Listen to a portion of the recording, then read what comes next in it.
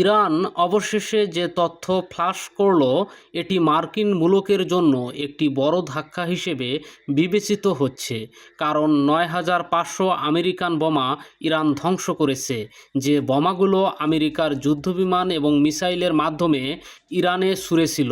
দ্বিতীয় গুরুত্বপূর্ণ খবরটি হলো, এবার নেতাকাকুর আইডিএফকে শক্ত প্রতিরোধ গড়ে আরও জোরে ধাক্কা দিল হিজু বাহিনী, অর্থাৎ লেবানিজ বাহিনী। এবার ইরান বলছে, যদি ইরানের তেল ক্ষেত্রে, গ্যাস ক্ষেত্রে বা গুরুত্বপূর্ণ স্থাপনায় আঘাত হয়, তাহলে আমেরিকার যে মিত্র আছে গালফ কান্ট্রি মানে আরব কান্ট্রি, তাদেরকে 10 গুণ মাসুল দিতে হবে। আমেরিকা ইরানের ওপর অজস্র বম্বিং করেছে, যেটা যুদ্ধবিমান কিংবা মিসাইলের মাধ্যমে। কখনো আমেরিকার মিসাইল এসেছে, কখনো ইসরায়েলের মিসাইল এসেছে। কিছু তথ্য উঠে এসেছে এরকম মার্কিন গণমাধ্যমে যে আরব আমিরাত নিজেও কিছু যুদ্ধবিমান পাঠিয়েছে ইরানের বিরুদ্ধে, যেখানে তারা তাদের পতাকা বা তাদের যে দেশীয় যে পতাকা আইডেন্টিটি সেটাকে মুছে দিয়েছে। পাশাপাশি ইসরায়েলের আয়রন ডোম ইসরায়েল থেকে কিনে আরব আমিরাত ইনস্টল করেছে, অর্থাৎ ইসরায়েলকে এক প্রকার তার রাষ্ট্রের সাথে তার সম্পর্কের বিষয়ে অনুমোদন দিয়ে দিয়েছে মুসলিম বিশ্বের অন্যতম বিস্ফোরা আরব আমিরাত। আব্রাহাম অ্যাক্টের যেই বিষয়টি নিয়ে এতদিন আলোচনা চলছিল, চূড়ান্ত লেভেলে এক প্রকার অর্থে সেটাকে বৈধতা দিল আমাদের জুব্বা পাগড়িওয়ালা আরব আমিরাত। যদিও এটা ইসলামের পোশাক হিসেবে তারা বিবেচনা করছে না, এটা আরবদের পোশাক, এটাকে নিয়ে আমি কটূক্তি করছি না। বলা হচ্ছে আরব আমিরাত তারা ইসরায়েল থেকে তাদের গর্ভের আকাশ প্রতিরক্ষা সিস্টেম আয়রন ডোম কিনেছে এবং চেষ্টা করবে ইরানের সাথে যে লড়াইটা হবে, ইরান ইসরায়েলে যে আক্রমণগুলো করবে আরব আমিরাত থেকে সেগুলো ইন্টারসেপ্ট করতে হবে। কারণ ইরান থেকে সৌদি আরব, আরব আমিরাত, ইরাক কয়েকটি দেশ হয়ে ইসরায়েলে আক্রমণ করতে হয়, তখন পথে তারা বাধা দেওয়ার চেষ্টা করবে, আবার নিজের ভূমিকেও রক্ষার চেষ্টা করবে। বড় অভিযোগটি এসেছে যে ইরানের ভেতরে যে আক্রমণ হয়েছে তার মধ্যে গোপনে আততায়ীর মতো আরব আমিরাতও এসে ইরানে আক্রমণ করে গেছে। তো এই মুহূর্তে যে খবরটি এখন বিশ্বব্যাপী প্রচার হচ্ছে সেটি হলো, মার্কিন যুক্তরাষ্ট্রের ৯,৫০০ এর ওপর বোমা ব্যর্থ হয়েছে ইরানে এসে এবং ইরান এগুলোকে ধ্বংস করেছে।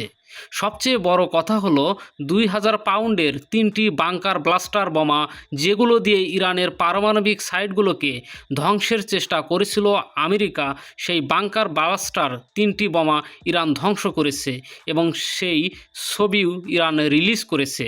পাশাপাশি প্রচুর মিসাইল, রকেট, বিভিন্ন ভেরিয়েন্টের আমেরিকার বোমাকে প্রায় ৯,৫০০টির মতো ইরান ধ্বংস করেছে। তার মানে আমেরিকার এই বিশাল বাজেটের অস্ত্রগুলো ইরানে এসে পড়েছে, কিন্তু ইরান দুইভাবে রক্ষা করেছে।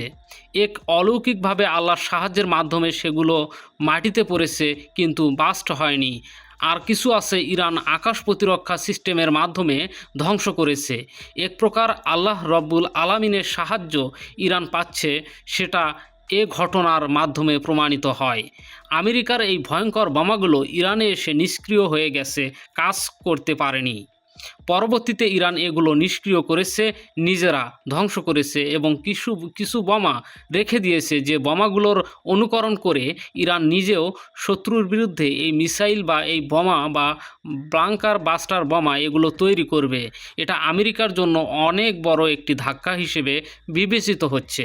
দর্শক, 2 নম্বর যে গুরুত্বপূর্ণ খবরটি সেটি হলো, ইরান এবার স্পষ্ট জানিয়ে দিয়েছে, কারণ আমেরিকা বলছে তারা হরমুজ প্রণালী দিয়ে ইরানের তেল আসা যাওয়া বা পরিবহন করতে দেবে না, কোনো জ্বালানি পরিবহন করতে দেবে না ইরানকে। কে বলেছে? আমেরিকা বলেছে। এবং ককেশাস অঞ্চল বলি, হরমুজ প্রণালী বলি, প্রত্যেকটা অঞ্চলে তারা বাধা সৃষ্টি করতে চাইছে।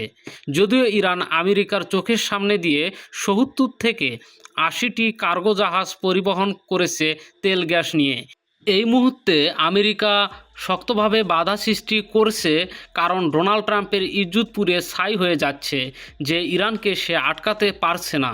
কারণ ইরান স্পষ্ট করে বলে দিয়েছে, যদি ইরানের কোনো জাহাজে আক্রমণ হয় তাহলে যুদ্ধবিরতির সকল নিয়ম বা ধারা বাতিল হয়ে যাবে। ইরান সরাসরি শত্রুকে টার্গেট করবে।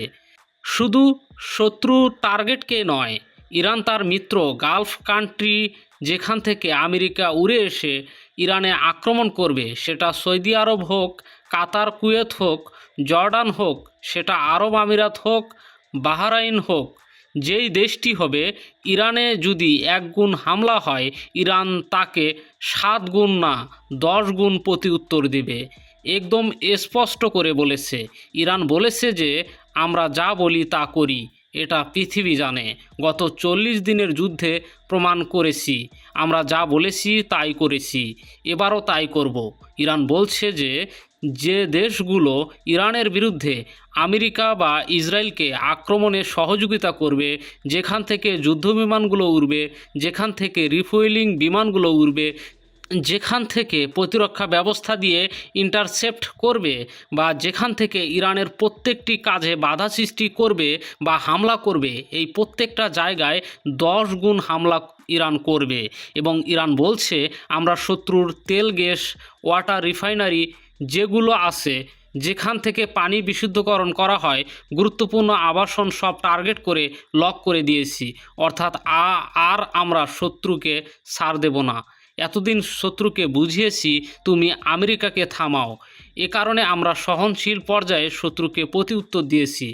আমরা আর সহনশীল পর্যায়ে প্রতিউত্তর দেব না। আমরা শত্রুকে এবার এমনভাবে জবাব দেব যাতে করে আরবের দেশ বুঝবে তারা ইরানের সাথে শত্রুতা করে আর আমেরিকাকে বন্ধু বানিয়ে কত বড় মাসুল দিতে হচ্ছে বা কত বড় ভুল করেছে। এ বিষয়টি ইরান স্পষ্ট জানিয়ে দিয়েছে। তার মানে ইরানের কোনো তেলকূপে হামলা হলে ইরান আরবের কোনো তেলকূপ বাকি রাখবে না, সবগুলোকে জ্বালিয়ে দেবে। এদিকে চীনের জাহাজ আটকানো, চীনকে বাধা দেওয়ার কারণে চীনের পক্ষ থেকে আমেরিকাকে কড়া বার্তা পাঠানো হয়েছে। চীন স্পষ্ট করে বলেছে যে ইরান বা যে কোনো দেশের সঙ্গে চীনের সম্পর্ক স্বাভাবিক সম্পর্ক। কারণ আমেরিকা চাইলে যে কারোর সাথে সম্পর্ক যেমন করতে পারে, চীনেরও অধিকার আছে যে কারোর সাথে সম্পর্ক সৃষ্টি করা বা সেই সম্পর্ক বজায় রাখা।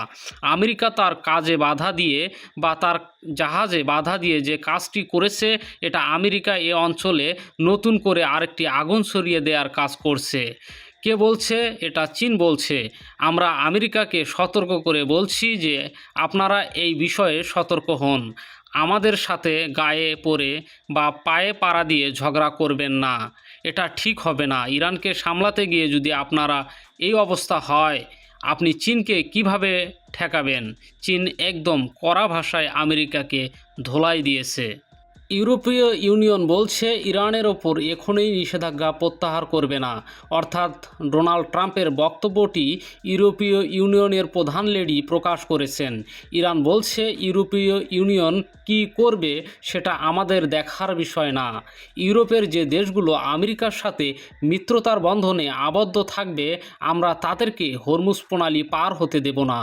আর আমেরিকার জন্য বার্তা হলো, আমেরিকা যদি কোনোভাবে এখান থেকে সরে না যায়, তাহলে বাবুলাল মান্দাব বন্ধ করে দেব। পুরো আরবদের তেল বেচা বন্ধ। বিশ্বকে আমরা অন্ধকার করে দেব।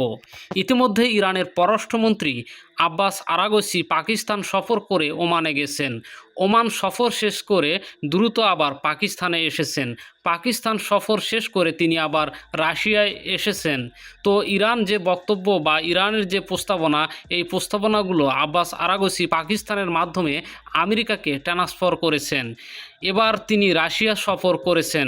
রাশিয়াতে এসে তিনি যে কাজটি করেছেন, ভ্লাদিমির পুতিন এবং তার পররাষ্ট্রমন্ত্রী সার্গেই ল্যাভরভের সাথে গুরুত্বপূর্ণ বৈঠক করেছেন এবং বৈঠকে রাশিয়ার কিছু নতুন তথ্য দিয়েছে, যে রাশিয়া বলছে যদি আমেরিকা চায় তাহলে রাশিয়াতে ইরান এবং আমেরিকার মধ্যস্থতা করতে পারে রাশিয়া, গ্যারান্টার রাষ্ট্র হিসেবে রাশিয়া থাকতে পারে, অর্থাৎ একটা পজিটিভ পরিকল্পনা রাশিয়া ব্যক্ত করেছে।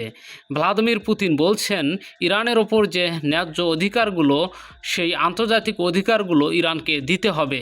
ইরান তার নিজের তেল বাজারে বিক্রি করবে, এখানে আমেরিকার বাধা দেওয়ার কোনো কারণ থাকতে পারে না। ইরান হরমুজ প্রণালী দিয়ে পৃথিবীর যে কোনো দেশে তার তেল বিক্রি করবে, যেখানে আমেরিকার নৌ অবরোধ এটা অবৈধ। অর্থাৎ ইরানের প্রতিটি কাজকে সাপোর্ট দিয়েছে মিস্টার ভ্লাদিমির পুতিন এবং ইরানের পাশে থাকার ঘোষণা দিয়েছে। অর্থাৎ তিনি বলেছেন যে ইরানকে সব রকম সহযোগিতা এবং ইরানের পাশে থাকবে রাশিয়া, মানে পুতিনের রাশিয়া।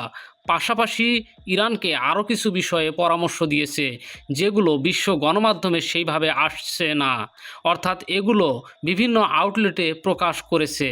তারা বলছে যে ইরানের সামরিক সামরিক খাতগুলোকে আরও আধুনিক করার চেষ্টা করছে রাশিয়া। পাশাপাশি যে জায়গাগুলো দুর্বল আছে সেগুলো দ্রুত স্ট্রং করার জন্য ভূমিকা রাখবে রাশিয়া। এই জিনিসগুলো আসলে স্পষ্টভাবে আলোচনায় আসার কথা না, কারণ এই জিনিসগুলো প্রকাশ্যে তারা আলোচনা করবে না, তবে বিভিন্ন গণমাধ্যম তথ্যগুলো দিচ্ছে। আমরা সত্য মিথ্যা জানি না, তবে সত্য হওয়ার সম্ভাবনা বেশি, কারণ এটাই মূল উদ্দেশ্য। এবং ইরান রাশিয়ার কাছে গেছে তার আরেকটি কারণ হলো আমেরিকার সাথে যুদ্ধ ছড়িয়ে পড়লে রাশিয়া কী ভূমিকা নেবে, কী সহযোগিতা করবে, বা আমেরিকার সাথে কূটনীতিক পর্যায়ে আলোচনার টেবিলে ইরান কোন ল্যাঙ্গুয়েজ, কোন ভাষা কথা বলতে পারে, এ বিষয়গুলো নিয়ে পরামর্শের জন্য রাশিয়ায় গেছেন ইরানের পররাষ্ট্রমন্ত্রী। ইরানের আব্বাস আরাগচি এবং ইরানের ভেতর থেকে বলা হচ্ছে যে তারা আমেরিকার সাথে আর কোনো আলোচনা করবে না। ডোনাল্ড ট্রাম্প আজকে জানিয়েছেন তিনি 18 ঘন্টার জার্নি করে প্রতিনিধিকে আবার পাকিস্তানে পাঠাতে পারবেন না। তারা প্রতিনিধিরা বারবার ছুটে গেছেন, কিন্তু ইরান তাকে লজ্জা দিয়ে চলে গেছে আরেক দেশে, অর্থাৎ ইরান এই আলোচনা চাচ্ছে না। তো এই 18 ঘন্টায় তার প্রতিনিধি Steve Witkoff, JD Vance, Jared Kushner তারা বারবার ছুটে গিয়ে প্রতারিত হচ্ছে। ইরান তাদেরকে পাত্তা দিচ্ছে না। এটা ডোনাল্ড ট্রাম্পের ভালো লাগে না। ডোনাল্ড ট্রাম্প বলছে আমাদের কিছু প্রস্তাবনা আমরা ইরানকে পাঠিয়েছি। ডোনাল্ড ট্রাম্পের শরীর একটু পরিবর্তন হয়েছে, কারণ তার উপর অ্যাটাকটি যে হয়েছে সেটাতে তিনি কিছুটা ভরকে গেছেন। ইতিমধ্যে আরেকটি দুর্দান্ত খবর পাওয়া গেছে, সেটি হলো আইডিএফ ইসরায়েলি সেনাবাহিনী সাউথ লেবাননে কঠিন প্রতিরোধের মুখে পড়েছে। তাদের অনেকেই হতাহত হয়েছে। তাদের হেলিকপ্টার প্রবেশ করেছিল, সেটাকেও টার্গেট করা হয়েছে। অল্পের জন্য প্রাণে বেঁচে গেছে হেলিকপ্টার এবং তার ভেতরে থাকা সেনারা। এবং যে সেনারা সাউথ লেবানন দখল করতে গেছে তাদের ওপর গেরিলারা হিজবুবাহিনী ব্যাপক অ্যাটাক করেছে। তাদেরকে মোটামুটি ছন্নছাড়া করে দিয়েছে, তারা নাস্তানাবুদ করে দিয়েছে, আর কি বলবো, লণ্ডভণ্ড করে দিয়েছে। অনেকে হতাহতর খবর পাওয়া গেছে। সেখানে চলছে যুদ্ধবিরতির মধ্যেই যুদ্ধ। তো প্রিয় দর্শক, এখনকার মতো বিদায়। ভিডিওটি সম্পর্কে আপনাদের মূল্যবান মতামত কমেন্ট করে জানাতে পারেন।